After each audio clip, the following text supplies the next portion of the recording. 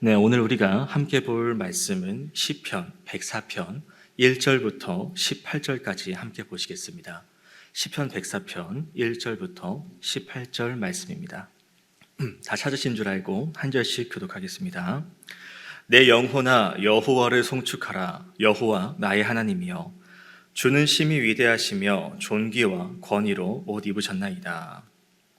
주께서 옷을 입음같이 빛을 입으시며 하늘을 휘장같이 치시며 물에 자기 누각에 들보를 얹으시며 구름으로 자기 수레를 삼으시고 바람 날개로 다니시며 바람을 자기 사신으로 삼으시고 불꽃으로 자기 사역자를 삼으시며 땅에 기초를 놓으사 영원히 흔들리지 아니하게 하셨나이다. 옷으로 덮음같이 주께서 땅을 깊은 바다로 덮으시매 물이 산들 위로 솟아올랐으나 주께서 꾸짖으시니 물은 도망하여 주의 우레소리로 말미암아 빨리 가며 주께서 그들을 위하여 정하여 주신 곳으로 흘러갔고 산은 오르고 골짜기는 내려갔나이다. 주께서 물의 경계를 정하여 넘치지 못하게 하시며 다시 돌아와 땅을 덮지 못하게 하셨나이다. 여호와께서 샘을 골짜기에서 솟아나게 하시고 산 사이에 흐르게 하사 각종 들짐승에게 마시게 하시니 들나귀들도 해갈하며 공중의 새들도 그 가이에서 깃들이며 나뭇가지 사이에서 지저귀는도다. 그가 그의 누각에서부터 산에 물을 부어주시니 주께서 하시는 일의 결실이 땅을 만족시켜 주는도다. 그가 가축을 위한 풀과 사람을 위한 채소를 자라게 하시며 땅에서 먹을 것이 나게 하셔서 사람의 마음을 기쁘게 하는 포도주와 사람의 얼굴을 윤택하게 하는 기름과 사람의 마음을 힘입게 하는 양식을 주셨도다. 여호와의 나무에는 물이 흡족하며 곧 그가 심으신 레바논 백향목 들이로다. 새들이 그 속에 깃들임이며 학은 잣나무로 집을 삼는도다. 높은 산들은 산 양을 위하며 바위는 너구리의 피난처로다. 아멘. 오늘 우리가 읽은 이 본문에서 이제 시인이 무엇을 하고 있냐? 이제 하나님께서 창조하신 그 자연 만물을 찬양하는 장면이 기록되어 있습니다. 그 자연 만물과 이제 땅에 만드신 그 모든 피조물들이 이제 하나님의 그런 창조의 능력, 하나님의 그 신적인 능력, 신성을 드러내고 있음을 이야기하고요. 그리고 또 자연 속에서 나타나는 하나님의 그 은혜, 그 긍휼, 그 능력을 시인은 찬양을 하고 있습니다. 우리가 여기서 찬양이라고 한다면 이제 떠오르는 이미지가 아마 이제 노래, 목소리로 또 악기로 노래하고 뭔가 연주하는 것을 생각을 할 겁니다. 그런데 이제 그 찬양의 본질, 그 의미를 다시 한번 가만히 생각해 보면 이제 노래를 부르거나 어떤 뭐 악기를 연주한다. 그러면은 악기를 연주하고 노래를 부르지 못하는 사람은 찬양을 못하는 걸까라는 생각이 든다는 것이죠. 그래서 노래와 연주는 찬양을 드리는 일부인 것이고, 이 찬양의 본질이 무엇이냐부터 생각을 해보면 이제 이 시편이 이제 찬양 모음집이라고 할 수 있지 않습니까? 그래서 시편의 내용을 다시 한번 잘 보면 하나님이 찬양의 대상이신 분이고, 이제 그 하나님께서 우리가 찬양의 이유와 목적이 되신 분이고, 그리고 그분이 무엇을 말씀하시고 무엇을 행하시는지 그것을 읽고 우리가 그 안에 담겨진 것을 살피는 것, 그리고 그것을 알고 하나님께 감사를 올리고 내게 베푸실 은혜를 고백하는 것들이 찬양의 모범이 된다는 것이에요. 그러니까 이런 것을 생각하면서 이제 시편 104편을 보면 이제 하나님께서 어떤 분이시고 그리고 우리에게 어떤 일을 행하셨는지를 보여주고 계신다는 것을 우리가 볼 수 있습니다. 그것이 이제 1절부터 먼저 보시면 이렇습니다. 시인이 이렇게 얘기하죠. 내 영혼아 여호와를 송축하라. 또 여호와를 송축하라, 이 말씀을 또 생각하면은 이제 103편의 말씀도 떠오릅니다. 이제 성경책을 잠깐 또 전 장을 또 살펴보시면 103편 22절에 이런 말씀이 있어요. 여호와의 지으심을 받고 그가 다스리시는 모든 곳에 있는 너희여 여호와를 송축하라. 지금 너희가 어디 있다고 말합니까? 여호와의 지으심을 받고 그가 다스리시는 모든 곳에 있는 여호와를 송축하라. 그리고 그 말이 이어져서 오늘 백사편에서도 내 영혼아 여호와를 찬양하라, 송축하라. 주님께서 지으신 곳에 있는, 주님께서 만물을 만드셨고 창조하신 그곳에 있는 너희야 하나님을 이렇게 송축해야 되지 않겠느냐? 어떤 분이냐? 주님이 우리가 송축해야 될 여호와가 누굽니까? 1절 중간 뒤를 보시면 그 송축 대상이 나의 하나님이시고 그 분은 위대하신 분이다. 존귀와 권위로 옷을 입으신 분이다 라고 시인은 이야기를 합니다. 여기서 재미있는 표현은 이제 하나님께서 옷을 입으셨다라는 것인데요. 하나님은 어떤 형체를 갖추신 분이 아니죠. 그런데 이렇게 옷을 입으셨다라는 표현을 하면서 약간 좀 사람 같은 표현을 하고, 그리고 옷을 통해서 또 옷은 이제 좀 사람의 그 신분을 좀 보여주고 있지 않습니까? 뭘 입느냐에 따라서 이 사람이 좀 많은 것을 가진 사람인지 아닌 사람인지를 좀 알 수 있는 것처럼, 그러니까 하나님이 형체가 없으신 분이지만 이제 존귀와 권위로 옷을 입으신 분이라고 말하면서 하나님이 얼마나 위대하신 분인가, 하나님이 얼마나 권위와 존귀하신 능력이 있으신 분인가를 시인은 이렇게 옷을 통해서 드러내고 있습니다.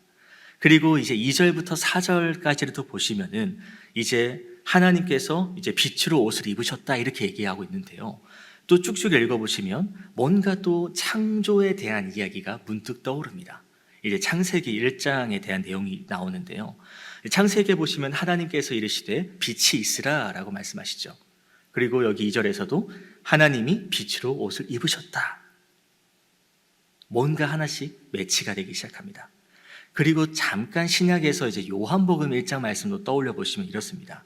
태초의 말씀이 하나님과 함께 계셨고, 그리고 만물이 그와 말미암아 지은 바 되셨고, 그 안에 있는 생명이 사람들의 빛이고 빛이 어둠에 비치되 깨닫지 못한다. 어둠이 빛을 이기지 못한다라는 말씀이 있습니다.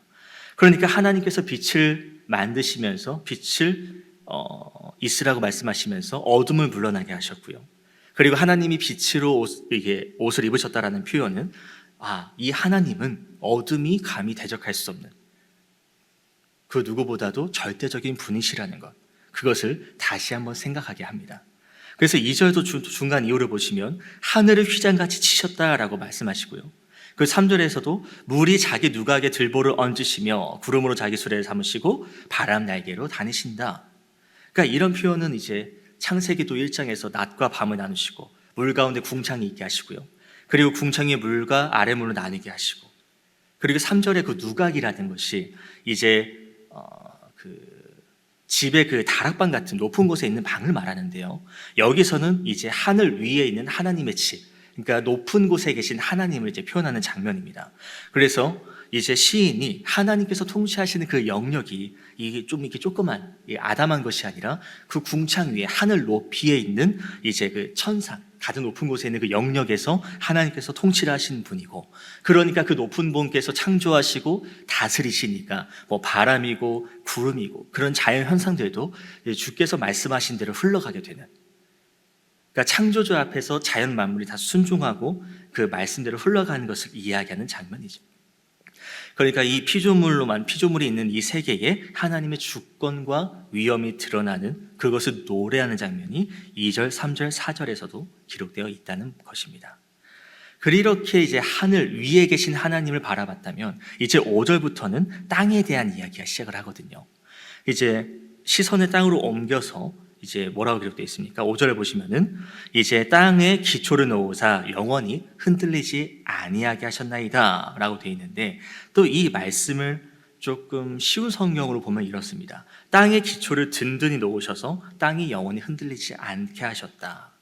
그러니까 이 땅도 하나님께서 만드시고 하나님께서 기초를 단단하게 하셔서 그곳에서 또 살게 하는 피조물들이 이제 피해를 입지 않게, 다치지 않게, 그리고 그 땅 위에서 살고 있는 모든 것들은 또 나의 것이라는, 내가 이것을 만들고 너에게 제공해줬고, 그리고 그 땅 위에 살고 있는 것들도 내가 만든 존재들이다 라는 것을 하나님은 이 시인의 고백을 통해서 드러내고 계십니다. 그러니까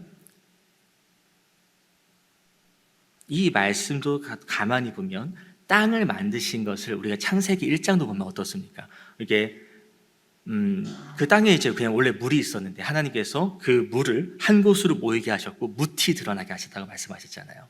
그러니까 이것도 땅이 드러난 것도 하나님께서 명령하신 대로 땅을 만드시고 물을 고이게 하시고 그런 이야기죠. 그래서 6절에서도 뭐라 말합니까? 시인이 땅이 바다에 덮여 있었다. 원래 덮여 있었는데 이제 하나님께서 명령하셔서 그게 땅이 드러나고 물이 고이게 되었고 한 곳에 모이게 되었다라는 이야기를 하면서 이제 하나님 보시기 좋았더라. 하나님 말씀대로 이 자연이 흘러가고 있다. 하나님의 창조를 계속 시인은 고백하고 있습니다. 그래서 6절도 보시면은 이렇게 돼 있죠. 옷으로 덮은 같이 주께서 땅을 깊은 바다로 덮으시고 물이 이제 하늘 위로 솟아오르게 하시고 이렇게 하면서 물이 또 천둥 소리, 우레소리로 주께서 꾸짖으시니까 물이 도망해서 이제 주께서 말씀하신 그 영역에 흘러가게 되었다. 이게 그래서 물이 사라지니까 이제 그 땅에 있는 산이 또 보이게 되고 이제 골짜기는 물에 고여서 사라지게 되고 그 얘기를 하고 있는 부분입니다. 또 재미있는 점은 이것을 통해서 우리가 볼 수 있는 것은 뭐냐? 하나님께서 그 혼돈을 정리하시고 질서를 만드셨다라는 거예요. 땅이 혼돈하고 혼란스러울 때 빛이 있으라 말씀하셔서 어둠을 물리치시고 구역을 나누시고 이제 살 구역을 정리해 주시고 그리고 이것을 예레미야 5장 말씀을 보면은 22절에 이렇게 이야기합니다. 주께서 이제 모래를 두어서 바다의 한계를 삼고 그것으로 그 바다가 영원한 한계를 정해놔서 넘치지 않게 하셨다. 그러니까 이 물이 넘쳐나서 이제 땅에 있는 생물들이 다치지 않도록 혼란스럽지 않도록 하나님께서는 질서를 딱 정해놓으셨다. 그래서 오늘 이 9절에서도 이렇게 얘기하죠. 주께서 물의 경계를 정해서 넘치지 못하게 하시며 다시 돌아와 땅을 덮지 못하게 하셨다. 이렇게 하나님은 질서를 세우시는 분입니다. 그런데 이러면 우리가 의문이 생길 수가 있죠. 아니 뭐 비 많이 오고 뭐 바람 불고 이래가지고 뭐 쓰나미가 오기도 하고 뭐 지진이 일어나기도 하지 않습니까? 그래서 우리는 그것을 이렇게 얘기하면 어떨까 싶습니다. 하나님께서 질서로 다 만드셨고 다 적재적소에 맞게 만드셨는데 우리가 하나님 말씀을 생육하고 번성하라는 그 말씀을 정복하라는 말씀을 오해하고 자연을 망가뜨리면서 이제 그 질서가 하나 둘씩 깨져 나갔다는 것이죠.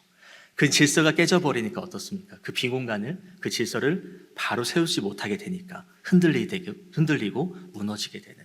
그래서 그것을 자연재해라고 이제 이해할 수 있겠습니다. 그러니까 우리가 봐야 될 것은 에덴 동산에서 하나님께서 아담에게 그 에덴 동산을 다스리라고 말씀하셨죠.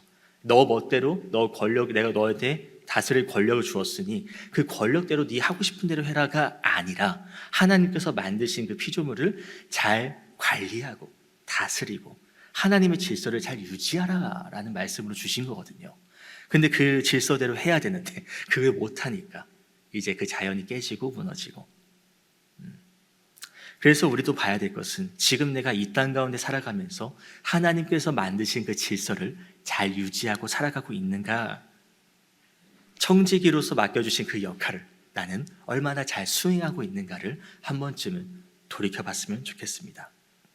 자, 이제 10절부터를 보시면은 하나님께서 질서를 세우시고 또 이제 그 부족한 것을 채우시고 하는 그 장면들이 등장을 하거든요.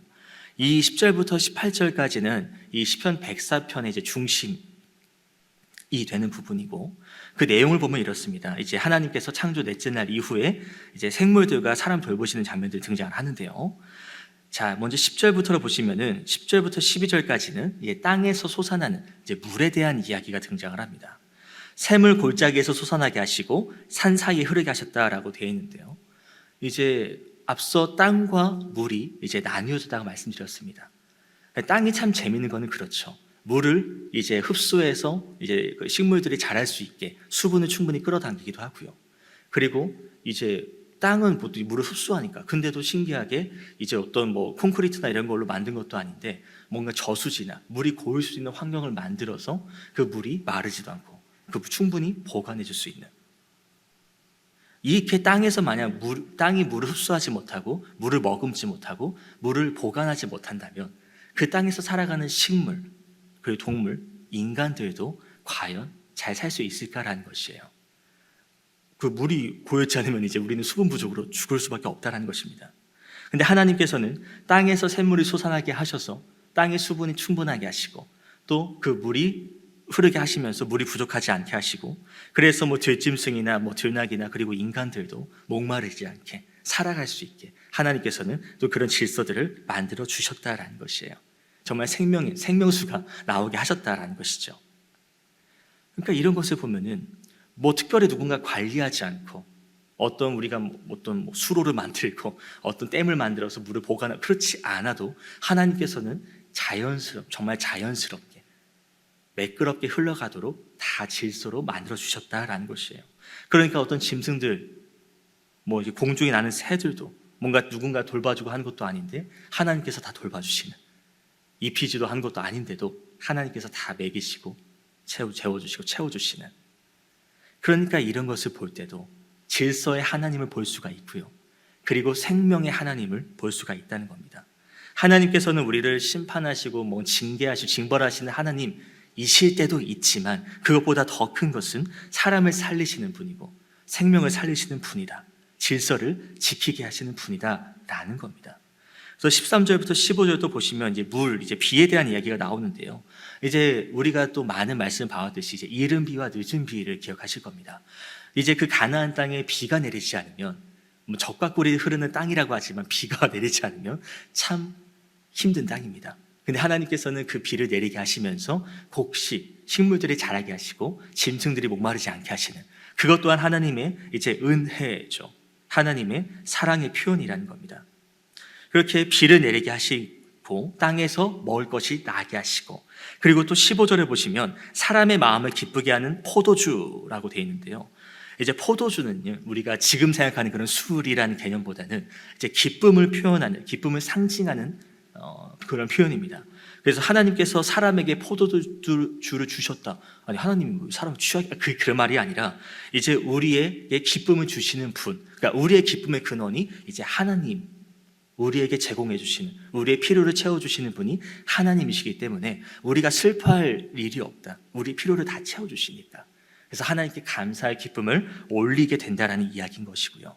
그리고 이 당시 포도주는 어떤 음주 그런 개념보다는 음료수 대용이었죠. 그래서 우리가 가나의 혼인잔치에서도 그런 포도주를 마시는 장면도 등장하고, 약혼, 결혼식, 그리고 심지어는 의약품으로도 쓰이는 게 그런 포도주였다는 겁니다. 그러니까 나쁜 게 아니었다는 것이죠. 그리고 그 뒤에 말씀도 보시면 뭐라 되어 있습니까? 감람나무에서 추출한 기름으로 사람의 얼굴을 윤택하게 했다라고 되어 있는데요.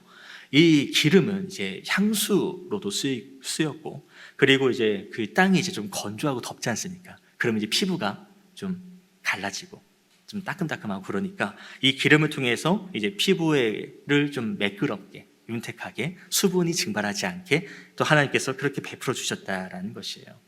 또 기름은 그 담겨진 의미가 또 그 풍부함, 또 고결함, 그런 의미도 있는데 그건 넘어가고, 그러니까 하나님께서 이렇게 사람에게 베푸시고 고귀하게 하시고 풍요롭게 베풀어 주신 분, 하나님은 사람에게 기쁨을 주시는 분이었다는 것을 시인은 고백하고 있습니다.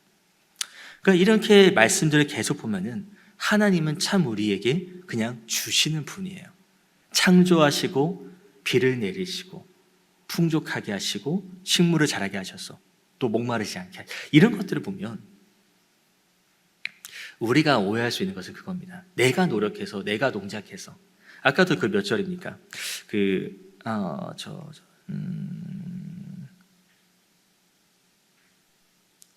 죄송합니다. 제가 지금 잠깐 안는데요.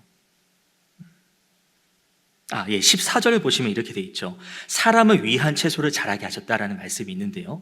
이 말씀을 볼 때 그냥 하나님께서 그냥 거저 주셨다라고도 볼 수 있겠지만, 이 원어의 의미를 좀 더 생각해 보면, 또 쉬운 성경이나 다른 번역본도 보면은 사람이 농작해서 식물을 자라게 했다라는 표현이 있습니다. 그러니까 하나님께서 사람이 농작해서 얻을 수 있도록 주신 거거든요. 근데 사람이 오해하는 것은 내가 이렇게 농작해서 자라나게 했다, 그러니까 주체가 하나님께서 주신 것을 내가 노력해서 얻었다라고도 오해할 수 있다는 것이에요. 그래서 그런 것을 하지 않도록 시인은 하나님께서 창조하시고 하나님께서 주셨다, 네가 사람이 너가 잘해서가 아니라 너가 노력해서가 아니라 하나님께서 주셨기에 이렇게 네가 얻을 수 있었다라고 오해하지 않게 계속 말하는 겁니다.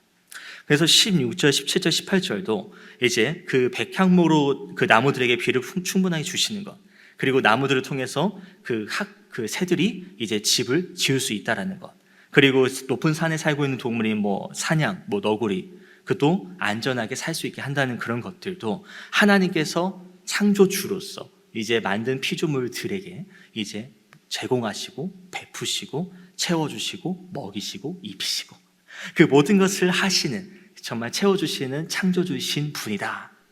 하나님 창조주라는 것을 계속 부각하게 만드는 그런 장면들입니다.